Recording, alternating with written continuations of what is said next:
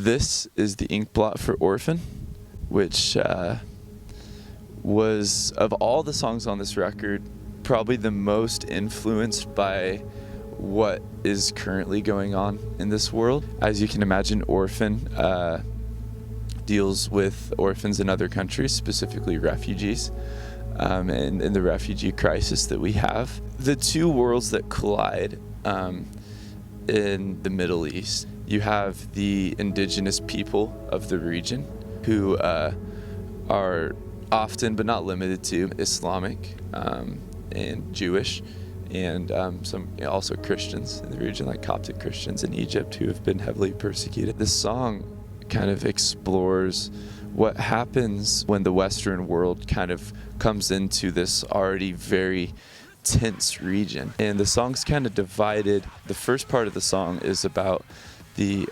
Islamic story of jihad radicalism, where I believe jihadists have gone against much of the tradition of Islam. If you really look at a lot of jihadis, it's led by young people who have done awful things against their elders, against women, against the poor, against foreigners, which is all extremely forbidden. Deals with these jihadis who would say that we are the true Islam, but they kill the elders in the temples and they replace them with their own fascist power structures. The first half is dealing with that, and then the second half deals with this idea, I say in the song, we're reaping the sow from weapons planted in the soil. So often, as you know, history has shown, like the Iran-Iraq Contra scandal, America has fueled war in the region to promote its own interests, whether that's been peace or openly has done that to get oil contracts. And so it deals with this idea that the Middle East is so often, I think,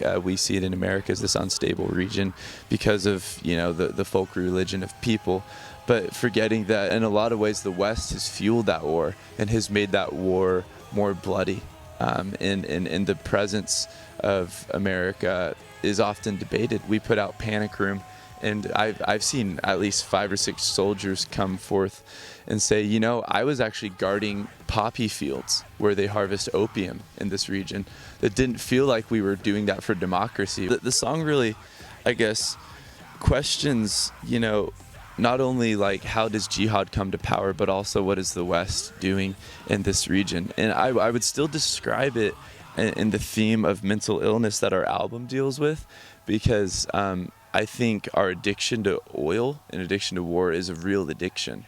It's a culture-wide addiction. It's so unfortunate to see the politicians in America who I think fuel the hatred and fuel the bigotry and the fear by saying, you know, well, now we'll do what terrorists do and we'll kill the families of terrorists, you know, or saying, you know, we won't let Islamic people into this country, that we're going to start discriminating against people and being what I would describe as un-American. And I think that as the tensions are fueled there, you see politicians speaking words of hate and being accepted and being internalized. And this fear is so unbelievable. So I actually spent some time studying in a mosque and was among very peaceful people myself.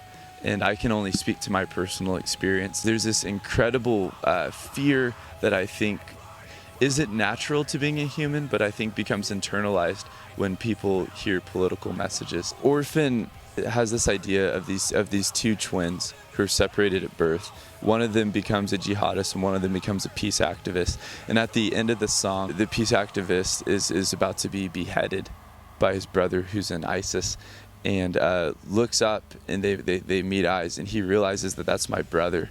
And it's this question of like, could we kill people? Could we want to go to war for oil? Could jihadis kill Coptic Christians if they saw the image of God in another person? I believe what can break the addiction of war would be valuing humans, valuing human life, and valuing someone as your brother, and seeing the image of God in someone. The blood of peaceful martyrs and people who die fighting for peace is what will give life to this world.